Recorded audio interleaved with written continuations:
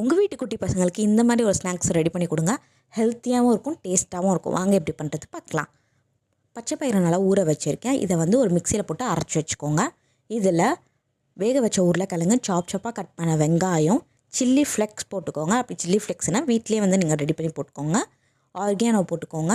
Organo வந்து optional தான், உங்களுக்கு வேணும்னா போட்டுக்கோங்க, இல்லைன்னா வேண்டாம். கொஞ்சம் சில்லி பவுட்ரு, சால்ட்டு நல்லா வந்து கையிலே நல்லா வந்து கலந்துக்கோங்க.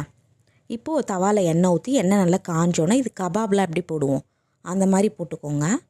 சுற்றி எண்ணெய் விட்டுக்கோங்க. மேலே நான் சில்லி ஃப்ளெக்ஸ் போட்டுக்கிறேன். நீங்கள் வந்து பச்சை மிளகா கூட காரத்துக்கு நீங்கள் ஆட் பண்ணிக்கலாம். அதை அப்படியே திருப்பி போடுங்க.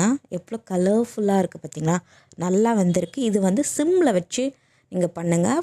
அப்படியே திருப்பி போட்டு எடுத்தால் சூப்பரான ஹெல்த்தியான ஒரு பச்சை பயிறு கபாப் மாதிரி ரெடி. ட்ரை பண்ணிட்டு சப்ஸ்கிரைப் பண்ணிட்டு லைக் பண்ணுங்கள். பை.